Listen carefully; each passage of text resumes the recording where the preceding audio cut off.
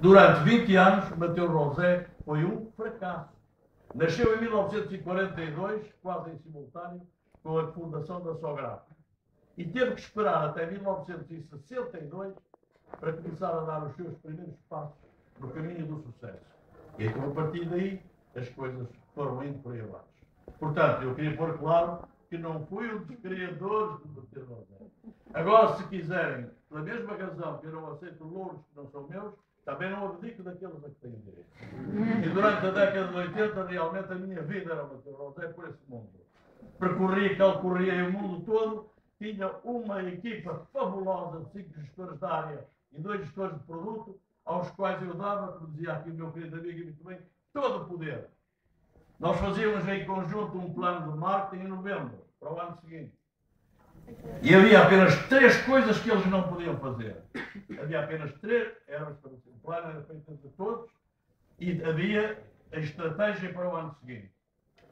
E as únicas 3 coisas que eles não estavam autorizados a fazer, os gestores da área, era, primeiro, não fazer, nem dizer, e muito menos escrever, fosse o que fosse, contra Portugal ou contra a sua empresa. A segunda coisa que não podiam fazer era alterar, fosse o que fosse, aquilo que estava na estratégia fundamental para aquele ano que tinha sido aprovada por todos. E a terceira coisa é que não podiam tirar 1 cêntimo ao orçamento com que tinham que trabalhar para a promoção das suas áreas. Tirando essas 3 coisas, eu só lhes dizia, sejam famosos, apareçam em todos os jornais, apareçam em todas as televisões, porque cada um de vocês é, como dizia o meu querido amigo, o diretor do seu negócio. É o diretor do negócio da sua área. Eu não me limitava apenas a terem poder para tomarem algumas atitudes promocionais ou fosse o que fosse. Eram responsáveis pelos resultados, para mim. E eu era responsável pela empresa, pelos resultados do banco. Portanto, esta correção uma vez feita. Já agora devo dizer que, em relação ao Mateus Rosé, sim senhor, fez um trabalho bonito, chegou a haver 124 mercados. O Mateus Rosé chegou a atingir, como sabem, 50 milhões de garrafas e chegou a ser a marca líder por muito tempo. Só deixou de ser a marca líder quando 2 marcas a ultrapassaram nos Estados Unidos. Uma marca violenta italiana e outra foi, pasmem, o cabo espanhol Freixenet. De qualquer forma, pelo menos de uma coisa eu tenho alguma gosto em partilhar convosco. E já falámos disso há bocado. Foi o facto de Portugal ter sido o país que introduziu na China, em 1983, o primeiro vinho mundial que lá entrou. O primeiro vinho mundial que lá entrou chamava-se Mateus Rosé. Mao Tse-tung morreu em 1970. Acabou a Revolução Cultural. A China, que sabem, era um país fechado ao mundo. E acabou também o folclore do chamado Grupo dos 4, dos quais a mulher do Mao Tse-tung era um deles. Isso acabou e a China começou a tentar abrir. Tempo do Zhou Enlai como presidente, do Deng Xiaoping como secretário-geral, começou a tentar abrir. E em 1982 eu já lá estava. E já lá estava porquê? Porque pressentia já nessa altura que era para aquelas áreas que o marketing tinha que dirigir as suas baterias. Naquela altura aquilo ainda nem sequer era uma economia emergente. Agora é uma economia emergente. Na altura não era coisa nenhuma. Eram os chineses à espera de dar os primeirinhos passos em relação ao mundo.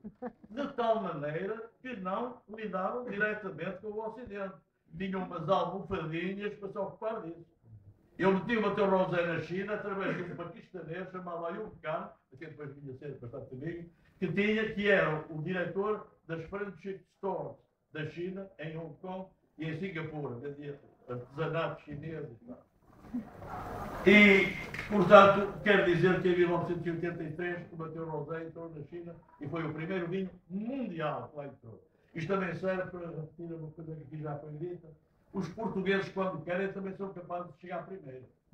Já fizeram isso no século XV, no século XVI e no século XX e XXI e por aí acima, podem ter condições de continuarem a chegar primeiro, assim o queiram fazer. E vençam algumas pequenas idiosincrasias que não vêm nada de próprio.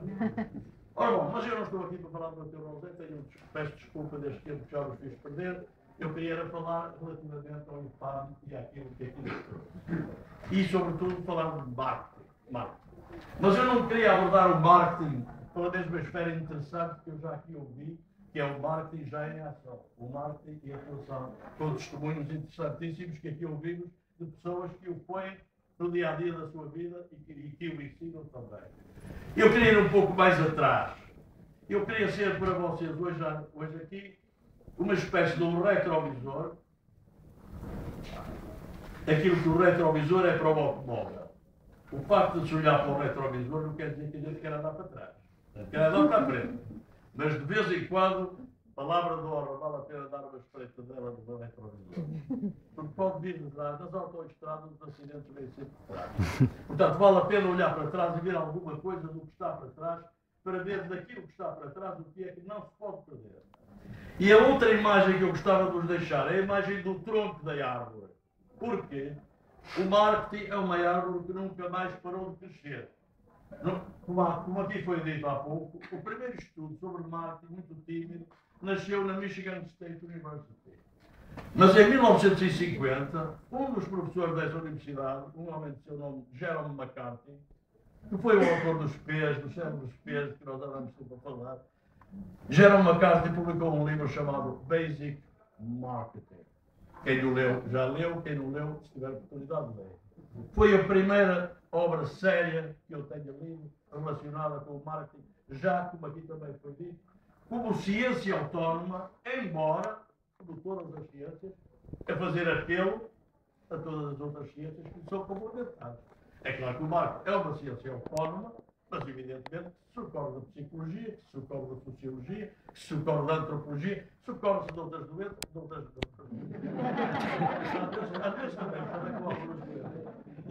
ciências. Porquê? Porque realmente não é que seja, como aqui foi sugerido, às vezes pensar que o marketing é uma mistura dessas coisas todas. Não! O marketing é uma ciência autónoma, mas faz apelo humilde e construtivo às outras empresas que lhe dão suporte. Portanto, este é um aspecto que realmente conviria a ter. E dizia também, então, que gostaria de ser uma espécie do tronco da árvore. Porquê? O marketing, efetivamente, foi lançando rabos por todo lado, nunca mais parou de crescer, os seus primeiros passos foram tímidos. Falou-se aqui da AMA, American Marketing Association. Pensem que quando o marketing nasce, começa a ter, enfim, alguma cidadania, a partir dos anos 50, depois com o New Deal, a seguir digamos, a grande depressão, a crash de Wall Street, na quinta-feira negra, 24 de outubro de 1929. A seguir a tudo isso, o marketing veio de alguma maneira ao encontro da recuperação que começava a ser feita. E aqui eu faço uma primeira afirmação, que já tenho feito noutros sítios, nem sempre a ver recebida. O marketing mostra o que vale em períodos de crise. O marketing mostra o que vale em períodos de crise, em períodos de luta, em períodos de rigor, em que não se pode brincar porque não há gorduras a brincar. E o marketing começou aí. Aliás, se formos ver na Europa, começa 20 anos depois, em que faz? A seguir à Segunda Guerra Mundial, em que a Europa estava completamente destruída. O marketing dá-se bem com os tempos de crise e ajuda a resolver. Bom, quando isto, o que é que acontece? Eu ia dizer falar da AMA. Vejam que só em 1962, portanto, já 30 anos depois de ele ter começado a surgir a série, é que a AMA aceitou que havia uma coisa chamada marketing industrial. Até aí, a AMA não aceitava que o marketing fosse uma coisa para a área industrial. Era só para os bens de consumo. Depois começou a abrir daí. E a partir daí, como todos nós sabemos, o marketing, mesmo como ciência autónoma, explodiu. Começou a crescer verticalmente, começou a crescer horizontalmente, e hoje nós falamos abertamente do marketing político, do marketing social, do marketing isto e do marketing aquilo. Ora, em relação ao marketing, poderíamos, como aqui já foi dito e muito bem dito, poderíamos estar aqui horas a falar, eu pior, porque sou um bocado falador, mas eu vou reduzir tudo aquilo que tenho para vos dizer a um atributo só do marketing. Nós podemos, o marketing é uma palavra, é um conceito e é um fenómeno. O marketing é uma palavra, é um conceito e é um fenómeno. E nós podemos dar a esse fenómeno uma série de atributos, de várias ordens. Mas entre outros, podemos dizer que o marketing também é uma filosofia, uma atitude e uma ferramenta. É uma filosofia, é uma atitude e uma ferramenta. Eu não quero ser aqui demasiadamente académico, porque isso é para isto não é uma conversa. E se a conversa durar para além disso, melhor ainda. Agora, eu não vou aqui falar do marketing como ferramenta. Isso é aquilo que o IPAM ensina, ajuda as pessoas a virem a utilizar o marketing em concreto como ferramenta da sua vida e da sua atividade. Eu não vou falar do marketing como ferramenta. Mas como ferramenta, então, tem sido explosivo a diversificação do marketing à procura de novas formas de se manifestar e de se fazer entender. Depois é o e-marketing, é o telemarketing, é não sei o que mais. Isto é a ferramenta, vamos esquecer isso. Também não vou falar da atitude, porque a atitude de cada um em relação ao marketing, ou de qualquer coisa de cada um, individualmente, ou de uma empresa, ou de uma entidade, também depende daquilo que eu vou dizer. Então vamos pegar só no marketing como filosofia. Vamos pegar no marketing só como filosofia. Isto para dar força ao tronco da árvore. Porque com os ramos todos a crescer, o marketing a apanhar cada vez mais áreas, a desenvolver-se mais, com as novas tecnologias de informação, com isto, com aquilo, com o outro, o marketing corre o risco de se desenvolver para uma árvore de tal forma grandiosa que morre se o tronco não se mantiver firme. Por isso é preciso irmos à filosofia do marketing para não perdermos de vista aquilo que é essencial. E eu, sobre isso, vou utilizar, para me socorrer disso e ocupar os próximos 5 ou 10 minutos, vou-me socorrer de 3 postulados que eu já pensei, não é nada de novo, mas que eu já pensei, que eu já exprimi em alguns sítios e que até já escrevi. E onde é que eu escrevi estes 3 postulados? Num livro que vocês certamente conhecem, chamado Mercator. Conhecem? Conhecem. Ora bom, o Mercator eu creio que é um dos livros utilizados nesta escola ou de outras acontece. Os autores desse livro começaram, são 4, 2 franceses, que é o Ladron e o Landrabi, e 2 portugueses, que é o Dr. Vicente Rodrigues e o Dr. Pedro Dino.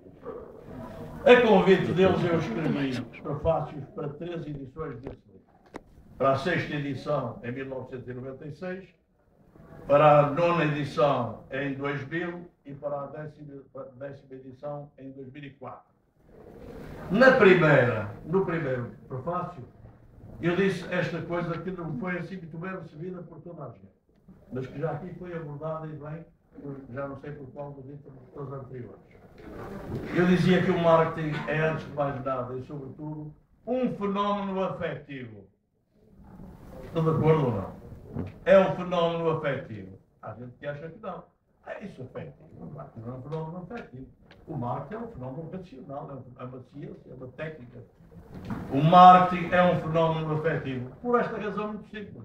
É que tudo na nossa vida são fenómenos afetivos. Falou-se aqui há pouco da neurologia e da importância de um homenzinho chamado António Damasio, que alguns certamente conhecem, professor de neurologia nos Estados Unidos e homem de carreira mundial, escreveu um livro que se chamava O Erro de Descartes. E qual é o erro de Descartes? René Descartes, filósofo do século XVII, como sabemos, um dia disse: cogito ergo sum. Quer dizer, eu penso, logo existo. E o nosso Damasio escreveu um livrinho para dizer: rapaz, estás enganado. Estás enganado. Devias ter dito: eu existo, penso, logo existo e sinto, logo penso. Portanto, e disse mais. Ele veio em 1999 a Lisboa fazer uma conferência e, entre várias coisas que disse esta coisa terrível. Nenhum facto da nossa vida cognitiva existe sem que antes tenha havido uma experiência emocional. Ele acha que não há nenhum facto da nossa vida cognitiva, do conhecimento, da cultura, sem que antes, e de resto é assim. Nós formos ver da nossa vida, é sempre o coração que decide, depois a cabeça arranja desculpa. O coração decide e a cabeça depois vem arranjar umas razões Porque todos nós queremos passar por inteligentes e, sobretudo, queremos muito que nos achem muito racionais. Então fazemos as asneiras que fazemos e depois vamos arranjar umas razões para justificar. Mas o marketing é um fenómeno afetivo. Se assim não fosse, teria morrido logo a seguir, porque também já foi dito muito. Teria sido mais uma moda, que duraria o tempo que duram as modas, que é pouco, segundo diz o Yves Saint Laurent, a moda passa, o estilo é que fica, dizia lá o costureiro.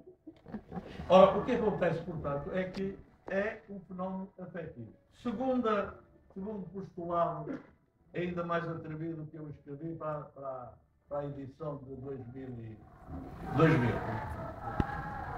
Dizia que, além do marketing ser um fenómeno afetivo, tinha outro atributo formidável. É que o marketing é um fenómeno altruísta. Altruísta. Isto foi mais complicado. Ora bom, porquê é que o marketing é um fenómeno altruísta? E já aqui foi dito, muito bem dito, de várias formas. Vocês sabem o que quer dizer a palavra altruísta. Altruísmo é uma palavra que vem do latim. Alter alteris quer dizer o outro. O outro. E o marketing só existe por causa do outro. Porque se não houver o outro, não há marketing, porque ninguém faz marketing para si próprio. Nunca sabe. Como diria o homem lá das pulseiras, estou certo ou estou errado?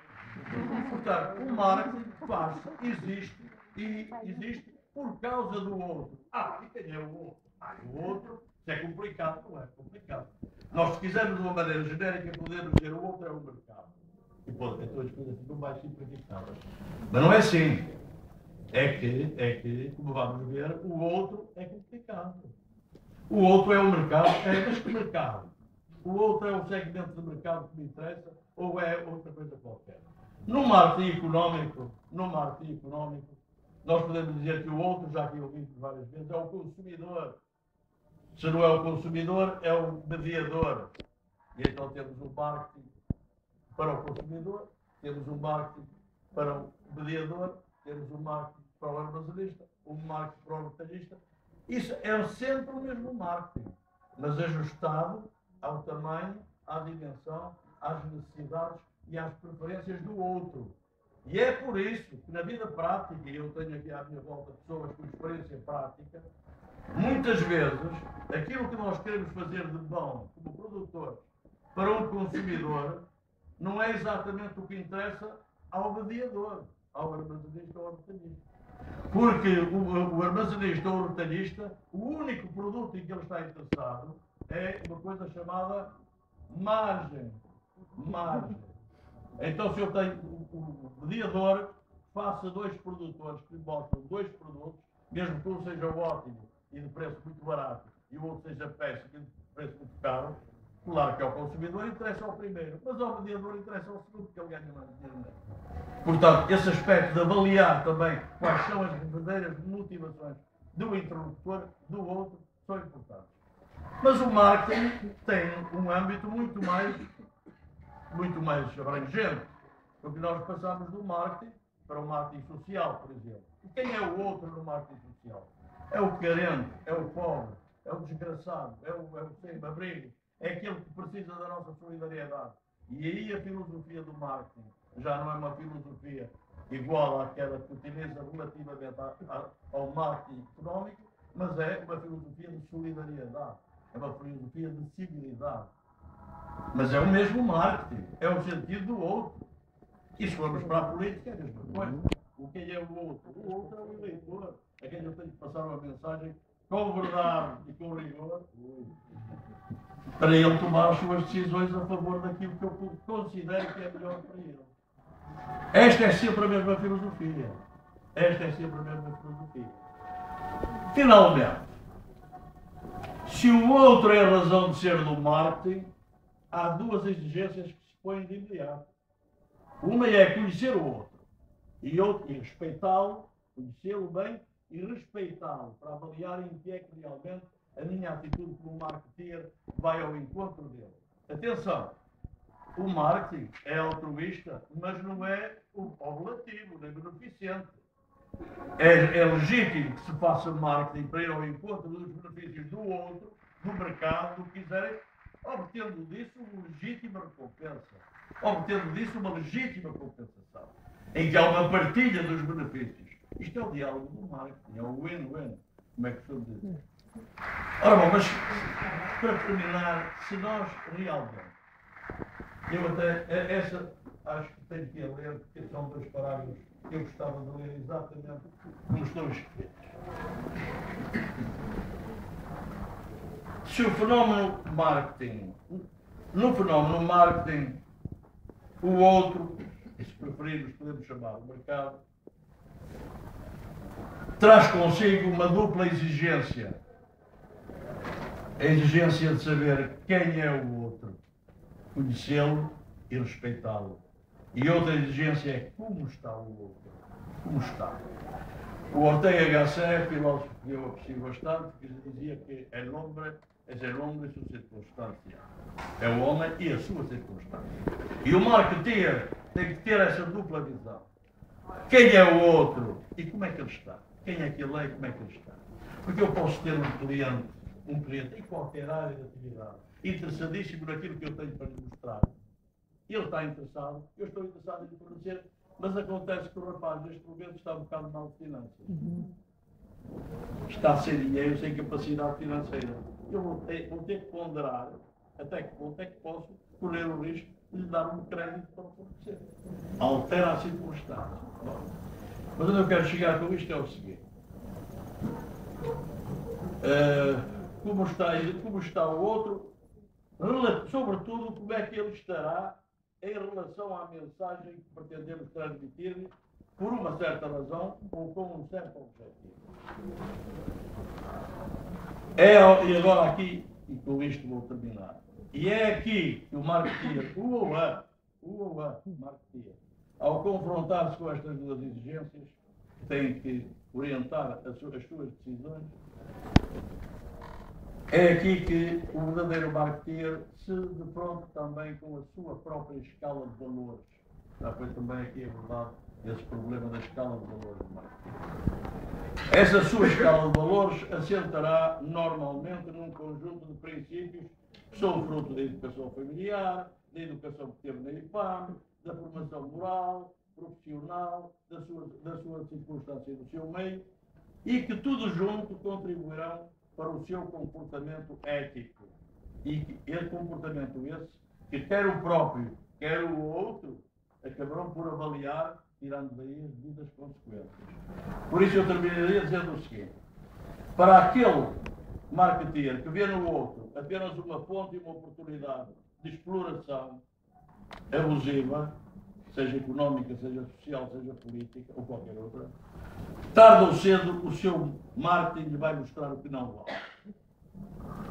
Para aquele outro marketeer, para quem o outro é a razão de ser do seu trabalho, a sua fonte de diálogo, é também a oportunidade da obtenção de uma legítima compensação, quer pelo produto disponibilizado, quer pelo serviço prestado, para esse, de uma forma que tem uma forma ética de estar no marketing, isso também acabará por produzir os seus frutos. E é assim, atuando desta forma, que poderemos dizer que o marketing cria valor, que era o tema desta edição. Que o marketing cria valor. E quando o marketing cria valor, quando respeita e dignifica os seus próprios valores e as pessoas que o promovem. Eu gostaria de sair daqui hoje com a sensação de ter contribuído um bocadinho para que nós todos e todas, saiamos daqui mais apaixonados pelo marketing. Mais apaixonados pelo marketing. Mais conscientes da sua dignidade como atividade humana e como forma de, de uma forma indireta, contribuirmos para a paz e para um diálogo mutuamente responsável. E que dessa forma também levemos connosco esta exigência de como está o meu comportamento ético em relação ao marketing. Obrigado pela vossa paciência.